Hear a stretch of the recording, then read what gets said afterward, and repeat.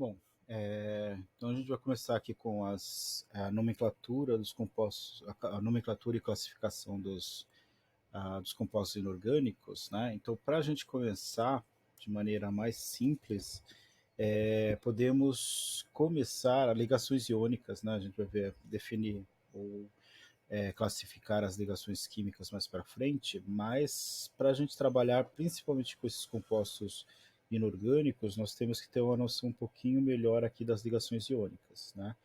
Como já passamos pela tabela periódica, né? Então dá para a gente entender um pouquinho melhor como são formadas as ligações químicas, e aqui eu vou dar um enfoque aqui na ligação iônica, tá certo? Dar uma adiantada aqui, né? Que a gente depois vai definir ou comparar os tipos de ligações, mas fica mais fácil a gente entender os compostos inorgânicos trabalhando com as ligações iônicas, tá certo? E aí depois, para a gente aprofundar, a gente precisa dos dois conceitos, ligações iônicas e covalentes principalmente, né? Ligação metálica nem tanto, mas principalmente as ligações iônicas no primeiro momento, e depois ligação covalente vai ser importante para alguns compostos iônicos ou compostos inorgânicos que a gente vai trabalhar, ok? Bom, de maneira mais simples, nós podemos definir aqui a formação das ligações iônicas pelo modelo do octeto, certo? Octeto de 8, né? Como vocês viram na distribuição eletrônica, os gases nobres eles têm 8 elétrons na camada de valência. Então vai ser baseado aqui nos 8 elétrons, né, da última camada dos gases nobres, que são átomos estáveis, tá certo? Então, aqui, desde o século passado, os cientistas sabem que os átomos da maioria dos elementos químicos não apresentam existências isoladas, ok? Eles se apresentam na forma de compostos ou até substâncias simples, ou seja, com um elemento, mas ele está ligado com o mesmo elemento. Por exemplo, aqui, átomos de oxigênio podem ser encontrados combinados a outros iguais a ele, tá certo? Por exemplo, eu não encontro na natureza átomos de oxigênio isolado, e sim, né, o gás oxigênio que a gente respira são dois átomos de oxigênio ligados, é uma molécula que a gente chama de diatômica, ok? Nós temos também, por exemplo, o ozônio, o tão falado ozônio, que é uma molécula de três átomos de oxigênio, o O3, certo?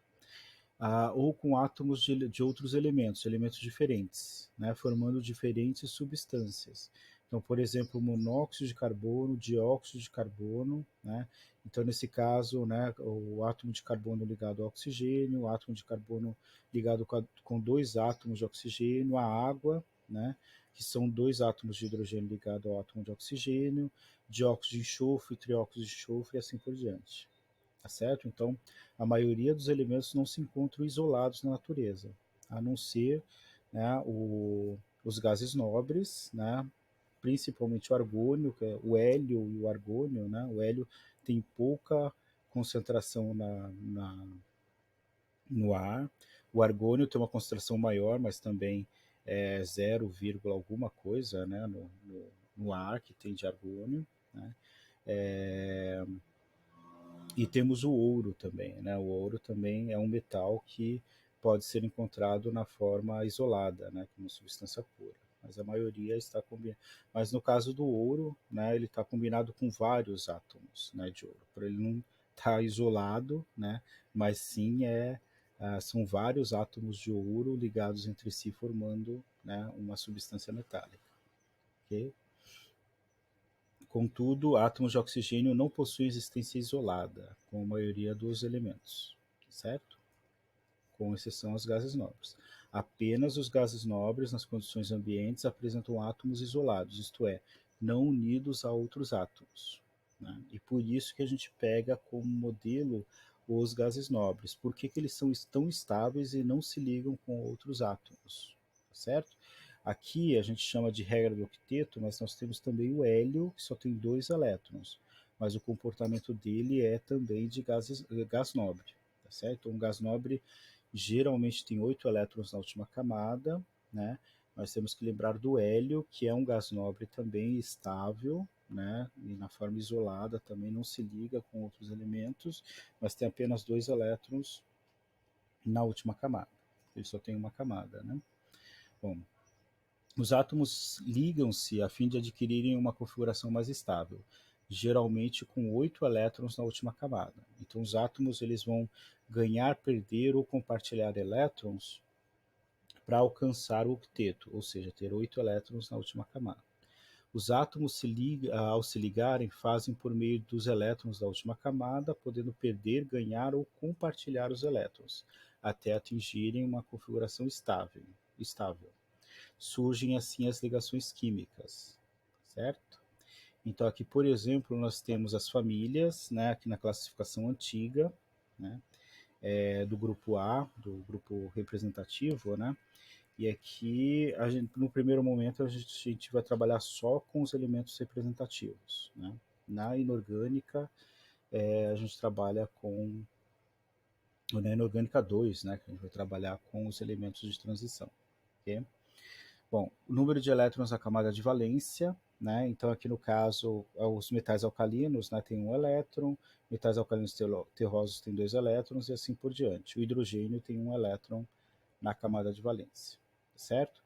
Comportamento geral. Os metais alcalinos tendem a perder elétrons. Então, o metal alcalino aqui perde um elétron, metais alcalinos terrosos perdem dois elétrons. O 3A, que é a família do boro, né, e do alumínio, perdem três elétrons e assim por diante. Okay? Então, a chamada valência, né, 1, 2 e 3, né, conforme o número de elétrons, né, que perdem ou ganham, a gente chama de valência. E aqui é a eletrovalência, qual a carga que esses elementos formam. Então, metal alcalino geralmente perde um elétron para ter a configuração de gás nobre, né? E fica com uma carga positiva, né? Os metais alcalinos terrosos perdem dois elétrons, né, para ter duas cargas positivas e assim por diante. Os halogênios, esses extremos que serão mais importantes para a gente, né? Então, esse metal alcalino, metais alcalinos terrosos, os halogênios e os calcogênios. Os halogênios geralmente perdem um elétron, tá certo? Quer dizer, halogênios ganham, eles têm 7 elétrons na camada de valência, precisa apenas só de um elétron para eles alcançarem o octeto, além de ser mais eletronegativos, ou seja, tendência de atrair elétrons para si. Então, em geral, eles ganham um elétron, atingem o octeto e ficam com uma carga negativa, certo? Os calcogênios, que é a família do oxigênio, né, eles têm 6 elétrons na camada de valência. Então, eles têm a tendência aqui de ganhar dois elétrons, né, e ficar com duas cargas negativas, ok? E aqui nós temos a família do nitrogênio, né, que tem várias formas do nitrogênio se combinar, mas não é muito frequente, mas a tendência é ele ganhar aqui 3 elétrons, né, para ficar com 3 cargas negativas, ok? O hidrogênio ele tem a tendência ou de ganhar ou de perder elétron, né? Geralmente ele tem uma baixa eletronegatividade, então dependendo do elemento que ele está interagindo, ele pode ganhar, perder, né, ou compartilhar os elétrons, tá certo? Geralmente ele perde elétron, certo? Que ele tem uma baixa eletronegatividade e ele fica como na forma de H+, né? Se ele ganhar elétron, ele forma o hidreto, que é o H-, certo? E ele tem uma configuração do hélio, né, com dois elétrons na camada de valência, ok? Ou ele pode compartilhar um elétron, né? E aí compartilhando, né, ele também é como se ele ganhasse um elétron, né? E aí ele fica neutro, né? No compartilhamento ele ficaria neutro na ligação. Okay? Bom, o que seria a ligação iônica? Né? A ligação que se estabelece entre íons unidos por fortes forças eletrostáticas.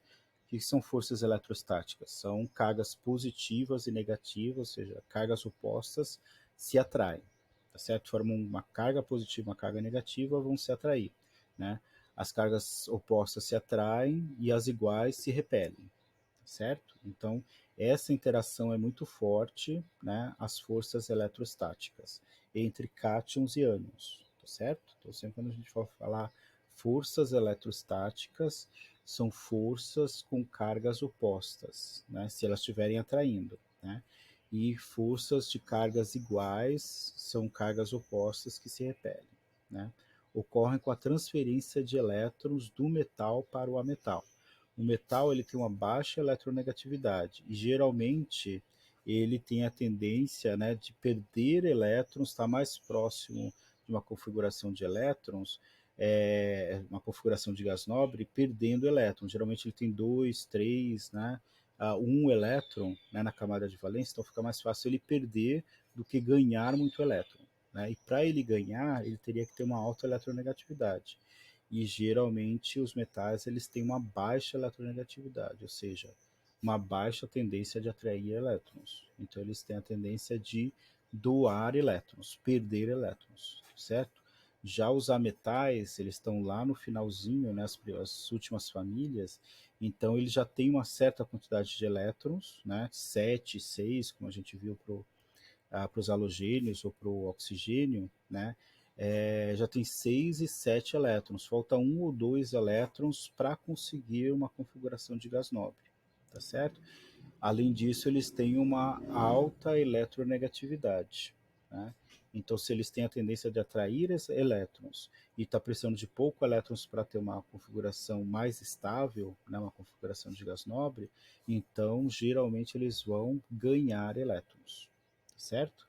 E aqui nesse caso os metais eles perdem elétrons, formam cargas positivas, formam cátions, né, íons positivos, e os ametais eles vão ganhar elétrons, né? Elétron é uma carga negativa, então vai ficar com excesso de elétrons, vai formar partículas negativas, né? Chamados ânions, ok? Então aqui nesse caso, metais formam cátions, ametais formam ânions de maneira geral, certo? Bom, a ligação iônica ocorre entre elementos que apresentam tendências opostas, ou seja, é necessário que um dos átomos possua uma tendência de perder elétrons e o outro de receber elétrons, certo? Se um tem a tendência de perder e outro de ganhar, um ganha, outro perde, um fica positivo, outro fica negativo, né? E eles se unem por formar cargas opostas, ok?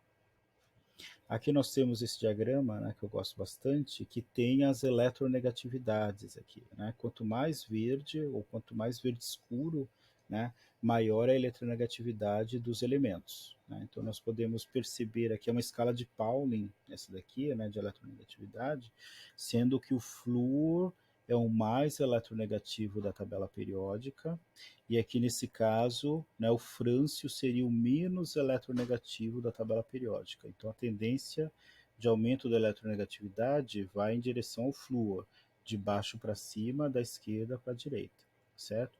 E para a eletronegatividade a gente não conta aqui com gás nobre, certo? Só, né, com os outros elementos. Então aqui nesse caso aqui, né, esses elementos são os mais eletronegativos, esses daqui a gente não vai analisar, né? Mas aqui no caso o que importa para a gente, na maioria das substâncias são formadas por esses elementos aqui, né? E aqui metais alcalinos e metais alcalinos terrosos, ok? E depois metal de transição só tem alguns mais frequentes, né? Ferro, cobre, prata, ouro, zinco, né? Mas a gente não vai analisar agora. Vai analisar as substâncias mais comuns, que está aqui, se limita aqui a uns 10 elementos, né? Então não são muitos para a gente formar a maioria dos compostos da natureza, né? Todos os elementos são importantes, né, para a formação da complexidade da natureza, mas aqui a maioria das substâncias são formadas por esses elementos e esses daqui da primeira e da segunda família, ok? E são esses que a gente vai analisar. Bom, então, o que, que acontece, né, na formação aqui da ligação iônica, né? Vamos analisar essa ligação típica, que é a formação do NaCl, que é o cloreto de sódio, certo? Então, nós temos aqui o sódio, tem número atômico 11, ok? E temos a distribuição eletrônica aqui, 2 elétrons na primeira camada, 8 e 1, né? Essa seria a distribuição eletrônica aqui por camadas, certo? Eu não estou fazendo por subcamadas, poderíamos fazer, mas o que a gente quer saber aqui é a camada de valência, quantos elétrons tem na camada de valência, ok? Aqui no caso o cloro, né, também aqui 7 elétrons na última camada, Então, aqui na transferência de um elétron do átomo do sódio para o cloro, né, forma-se o cátion Na+, e o Cl-. Os íons Na+, e Cl- atraem-se mutuamente, pois têm cargas elétricas opostas. Dessa atração resulta a ligação química da substância cloreto de sódio, que é constituída por um conjunto desses íons na proporção 1:1, formando um retículo cristalino sólido, onde a soma das cargas elétricas é igual a zero, tá certo? Isso vai ser importante, a somatória, né, como sempre num composto iônico, né, a somatória das cargas tem que ser igual a zero, ok? E aqui, ó, se o sódio, né, ele tem aqui 11 elétrons, ele perde um elétron, né, ele vai ficar com 8 elétrons na camada de valência, certo? Mas nós sabemos que no núcleo, né, o núcleo nunca é alterado, né, só na fusão nuclear, fissão nuclear que a gente altera núcleo, e na química a gente não vai fazer isso. Os físicos que fazem fissão e fusão nuclear em aceleradores de partículas, tá certo? No laboratório, o núcleo nunca será alterado aqui, ok? Então, se ele tem aqui, né, 11 prótons e 11 elétrons, né, no estado normal dele, se ele perder esse elétron aqui, ele vai ficar apenas com 10 elétrons, tá certo? 10 cargas negativas e 11 cargas positivas. Ele vai ter o excesso de um próton, né? Uma carga positiva a mais, e por isso que ele se torna positivo, porque ele tem excesso de uma carga positiva aqui, ok? A mesma coisa no cloro, né? Ele tem 7 elétrons aqui na última camada, ok? E vai ganhar um elétron, né, formando o octeto, certo? Quando ele ganhou um elétron aqui, ele tinha 17, mais um elétron aqui, ele ficou com 18 elétrons, certo? Então, 18 elétrons e 17 prótons. Ele está com um elétron em excesso, e por isso que a carga dele vai ficar negativa, certo? Esse balanceamento aqui das cargas, esse perder um elétron, ele estava lá todo bonitinho, né? Prótons e elétrons, mesmo número. Perder um elétron, vai ficar com excesso de prótons, certo? Vai ficar com um próton a mais. Por isso que a carga dele vai ficar positiva. Esse aqui ganhou um elétron, tinha 17 e 17. Ganhou um elétron, ficou com 18 elétrons. E aí, nesse caso aqui, está com uma carga negativa a mais. E por isso que a carga dele ficou negativa, certo?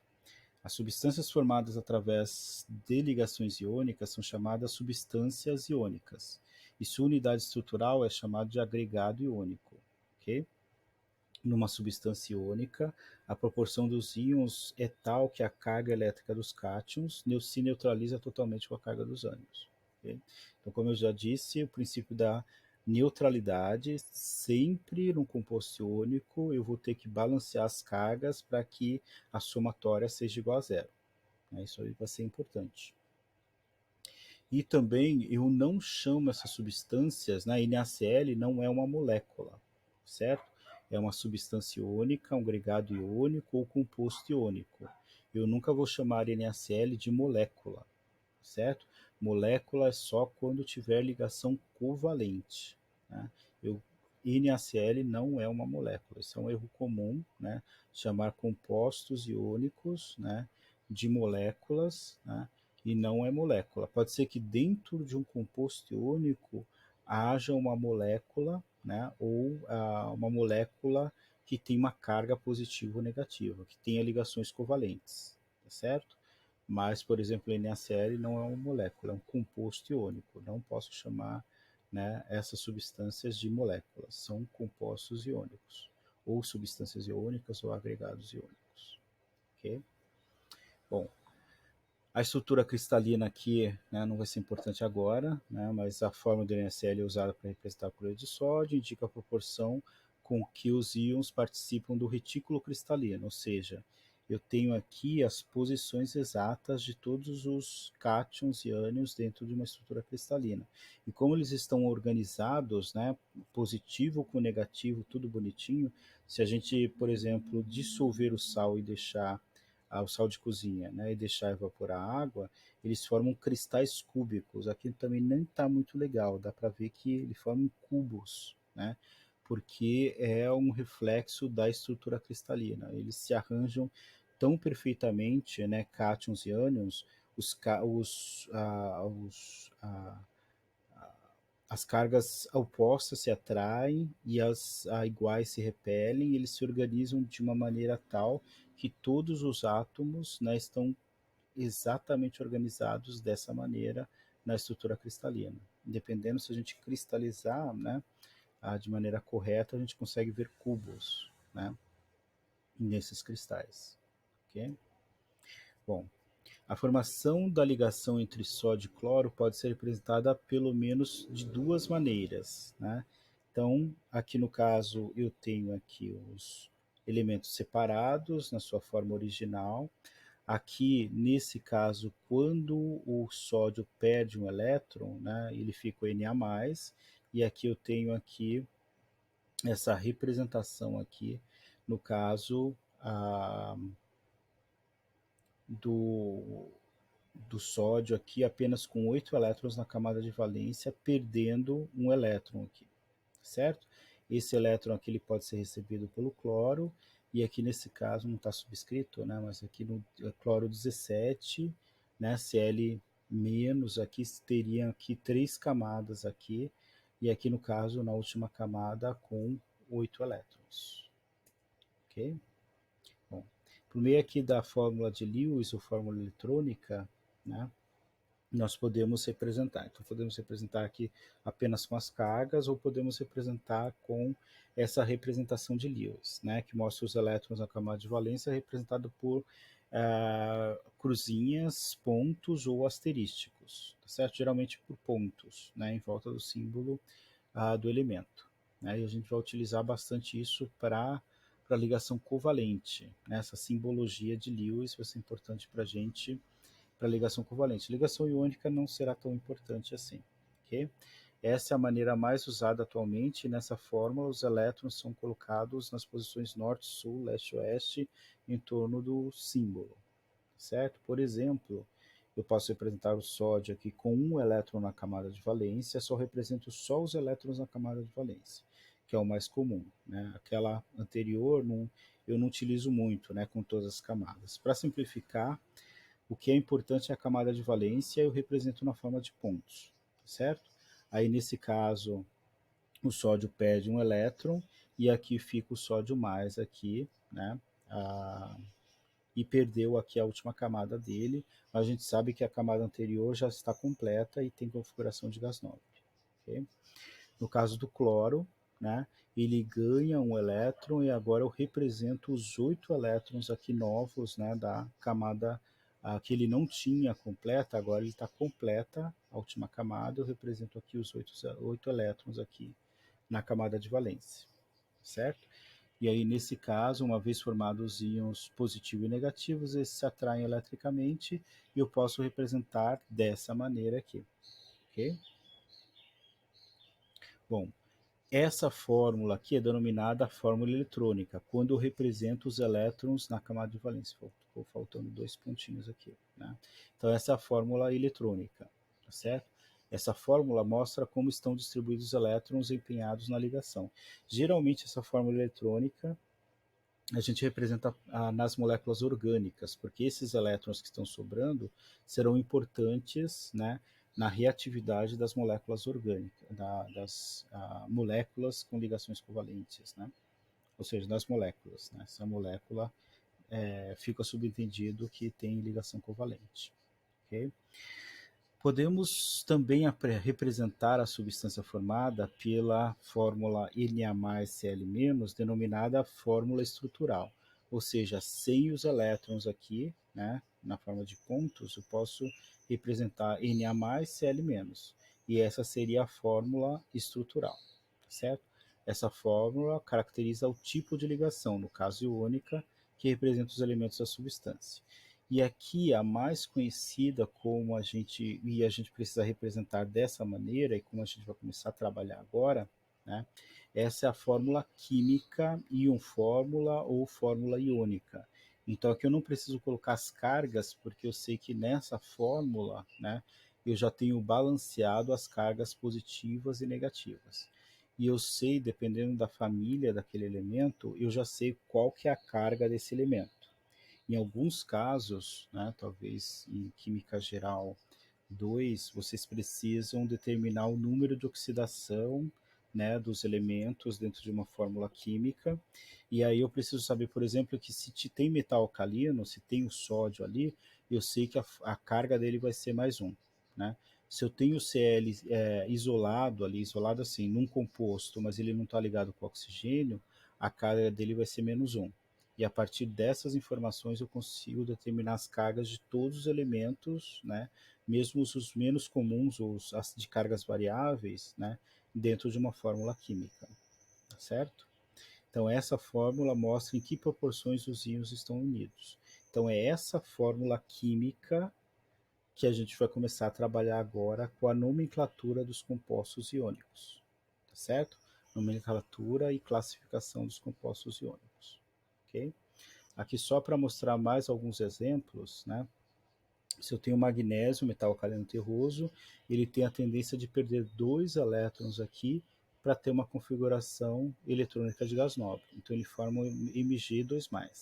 Né? O Cl, como a gente viu, ele tem a tendência de formar aqui o Cl-, ganha um elétron, forma o Cl-, certo? Essa aqui tem a fórmula iônica, como a gente acabou de ver, né? Essa aqui seria a fórmula estrutural, né? Está sendo mostrada a fórmula estrutural que está mostrando as cargas, né? E aqui embaixo, esses índices aqui embaixo, é a proporção de um para outro, tá certo? Então, se eu tenho o magnésio que tem carga positiva e o Cl que tem uma carga negativa, e eu tenho que neutralizar um com o outro, então se esse tem duas cargas positivas e esse só tem apenas uma carga negativa, então se eu tenho duas cargas positivas, eu tenho que ter duas cargas negativas. Então, eu vou precisar, para cada magnésio, eu preciso de 2 cloretos, tá certo? Porque cada um tem uma carga negativa. Então, se um desse tem 2, eu vou ter que ter duas cargas negativas. Então, para cada um desse, eu preciso de 2 cloretos. Então, a proporção aqui vai ser 1 para 2, né? Se eu tenho 2 cloretos, cada um tem uma carga negativa. Se eu tenho 2, né, vou ter no total de 2 cargas negativas, contrabalanceando aqui com 2 cargas positivas. Ok? Essa é a ideia que a gente precisa saber. Ó, aqui, esse aqui é o mais complexo, né, mas não vai passar disso. Né? Alumínio e oxigênio. Alumínio, né, tem a tendência de perder esses 3 elétrons para ter 8 elétrons na camada de valência. Então, nesse caso, perdendo 3 elétrons, ele vai ficar com 3 cargas positivas. Se perdeu 3 cargas negativas, ele fica mais positivo. Se ganha carga negativa, fica mais negativo, tá certo? Isso é importante. Metal sempre vai ficar positivo, não metal sempre vai ficar negativo, certo? Então, aqui nesse caso, quer dizer, tem casos específicos mais avançados que a gente pode contrariar isso, mas por enquanto o básico é isso, certo? Metal fica positivo, não metal fica negativo, certo? Então aqui esse tem 3 cargas positivas e 2 cargas negativas. E aí como que eu posso balancear essas cargas? Esse aqui é ímpar, esse aqui é par, né? Qual vai ser a proporção aqui, né? Então, se eu colocar aqui 2 alumínios para cada 3 oxigênios, eu consigo balancear a carga aqui, tá certo? Então, aqui, ó, 2 vezes 3 dá 6, 3 vezes 2 dá 6. Eu tenho um total de 6 cargas positivas e 6 cargas negativas, certo? Qual que é a ideia? Se eu tenho chego a essa aqui, um número par e ímpar aqui, qual que é a estratégia? Eu colocar essa carga aqui, esse número eu colocar como número aqui, 3 aqui embaixo e o 2 aqui embaixo, certo? E aí nesse caso, fazendo essa regra de trocar aqui, né, carga por índice, né, eu consigo chegar a um valor que a carga positiva vai ser igual à carga negativa. Então, se eu coloco 3 aqui e 2 aqui, então 2 vezes 3 é 6 e 3 vezes 2 dá 6 também. 6 positivo e 6 negativo está eletricamente neutro aqui, certo? E a fórmula química seria, eu não coloquei aqui, mas é Al2O3, ok? Bom, como que a gente pode determinar aqui as fórmulas dos compostos iônicos? A fórmula correta de um composto iônico é aquela que mostra a mínima proporção entre os átomos que se ligam, de modo a formar um sistema eletricamente neutro. Para que isso ocorra, é necessário que o número de elétrons cedidos pelo número de átomos de um elemento seja igual ao número de elétrons recebido pelo outro elemento, certo? Aqui, por exemplo, né, vou dar o exemplo, vou dar o resultado, mas eu gostaria que vocês fizessem isso na mão, né, para treinar um pouquinho. Depois tem exercícios para vocês fazerem, né, mas isso aqui é só para treinar um pouco, né. Então aqui, ó, quais serão as fórmulas dos compostos iônicos formados pela ligação entre cálcio e enxofre, né? Cálcio é um metal alcalino terroso, né? Tu vai ter que ter a tabela periódica aqui para vocês saberem, né? Primeira família é sempre mais um, segunda família é sempre mais dois. Cálcio está na segunda família, então sempre num composto vai ter carga 2 mais, certo? O enxofre pertence ao calcogênios, a família do oxigênio. Então ele tem 6 elétrons na camada de valência, tende a ganhar 2 elétrons e vai ficar com 2 cargas negativas. Como esse tem 2 cargas positivas e esse 2 cargas negativas, né? Então a fórmula vai ser 1 para 1. Né? Para cada cálcio 2 mais eu tenho um sulfeto, né? O nome dele se torna sulfeto, que é o S2 menos, certo? Aí nesse caso, a fórmula, né, a fórmula do composto iônico, a fórmula química será CaCS. A proporção é 1 para 1. Okay? Nesse segundo caso, bário e iodo. Bário, metal alcalino terroso, né, então vai ter a carga 2 mais. Iodo, halogênio, vai ter a tendência de ter uma carga menos 1, certo? Uma carga negativa. Então, como esse tem 2 cargas positivas e esse uma carga negativa, então para cada bário eu vou precisar de 2 iodo. Então a fórmula química vai ser BaI2, certo? Alumínio, como a gente acabou de ver, tem a tendência de perder 3 elétrons, e aí vai ter 3 cargas positivas. E o flúor é halogênio, né? Então tem a tendência de ter uma carga negativa. Então aqui Al3 mais e F menos, se eu tenho 3 cargas positivas, eu preciso de 3 cargas negativas. Como cada um desse tem uma carga negativa, então a proporção vai ser 1 para 3. AlF3, certo?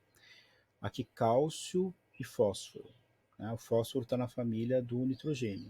O cálcio, como a gente já viu, tem carga 2 mais, e o fósforo 3 menos, certo? Então a gente vai ter aquela regrinha de trocar a carga pelo índice, né? Então aqui eu tenho carga do cálcio 2 mais, do fósforo 3 menos. O cálcio, né, para eu equilibrar com o fósforo, eu pego a carga do fósforo 3 e coloco como índice do cálcio, né? E a mesma coisa com o fósforo, né? Aqui o cálcio tem 2 e eu coloco aqui como índice do fósforo. Então a fórmula vai ser Ca3P2, né? Então aqui 3 vezes 2 vai dar 6 e aqui no caso 2 vezes 3 vai dar 6 também, ok? E aí a proporção aqui vai ser 3 para 2. Okay? No caso do magnésio metal alcalino terroso, e aqui o oxigênio, né, calcogênio. Esse tem a tendência de ter 2 cargas positivas, esse 2 cargas negativas. Então a proporção vai ser 1 para 1. Assim como esse primeiro, esse também vai ser MgO. Tá certo? Proporção 1 para 1. Ok? Então, de maneira geral, eu não gosto muito dessas regrinhas para não confundir, mas se tiver alguma dificuldade, a gente faz essa regrinha aqui de trocar as cargas, certo?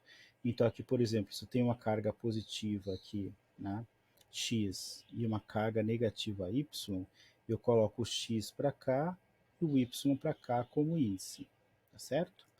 Nesse caso aqui, como aconteceu cálcio e fósforo, né? Cálcio 2 mais, e o fósforo 3 menos.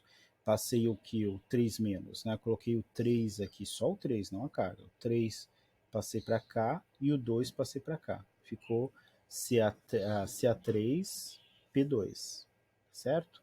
E aqui a multiplicação de um pelo outro, x vezes y, é a mesma coisa que y vezes x, né? Então aqui no caso, se eu multiplico aqui x vezes y, né, vai dar xy positivo com xy negativo, a somatória vai ser igual a zero, tá certo? Então aqui, por exemplo, né, aqui 2 vezes 3 dá 6, e aqui 3 vezes 2 dá 6 também. Mais 6 e menos 6, né, ela se opõe aqui, mais 6 mais menos 6 vai ser igual a zero, certo? A somatória das cargas se neutralizou e zerou as cargas, ok? Então, é o princípio da neutralidade aqui dos compostos iônicos, ok? E aqui, deixa eu ver se eu paro por aqui. Eu acho que eu vou parar por aqui. Esse daqui não... Bom, vamos só algumas características dos compostos iônicos. Isso aqui eu ia passar nas ligações iônicas, mas já que estamos aqui, vamos passar régua, né? Então, a ligação iônica em escala. Um dos dados mais importantes da caracterização da ligação iônica é a eletronegatividade. Quanto mais alta a eletronegatividade, tanto mais facilmente o elemento tende a ganhar elétrons, certo? Atraí-los na ligação. Quanto mais baixa a eletronegatividade, tanto mais facilmente o elemento tende a ceder elétrons. Quanto maior for a diferença de eletronegatividade entre os dois elementos, mais facilmente eles tendem a transferir elétrons de um para o outro, formando uma ligação iônica, certo? O estado físico, né?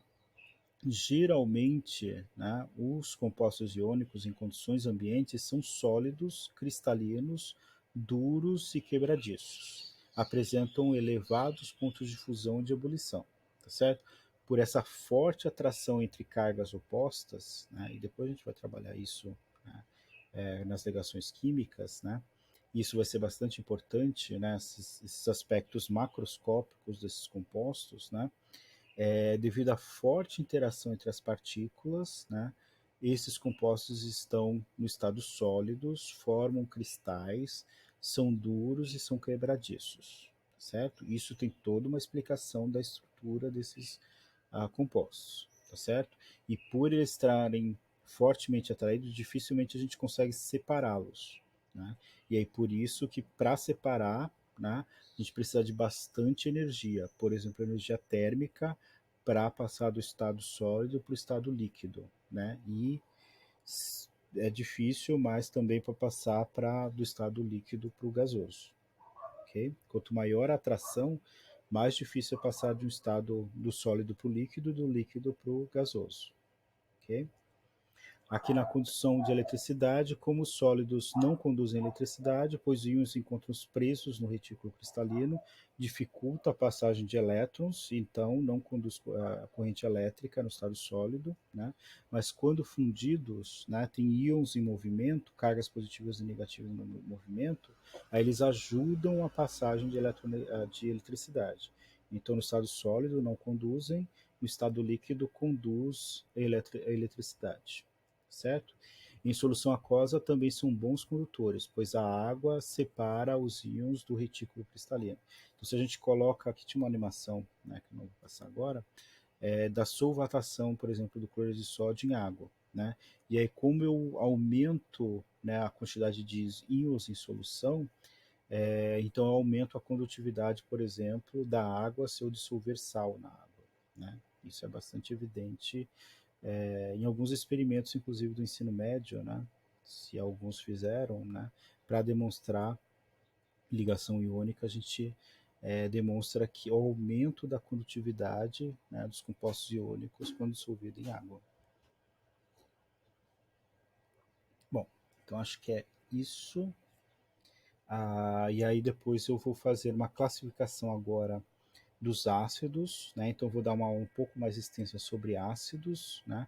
E aí depois os outros bases, óxidos e sais, né? Eu vou apenas de maneira mais rápida vou classificá-los e como que a gente dá a nomenclatura para eles. Então assim, O mais importante dessa parte da estrutura da matéria é a gente saber classificar essas substâncias, né? Com esses compostos inorgânicos, geralmente iônicos, não necessariamente, né?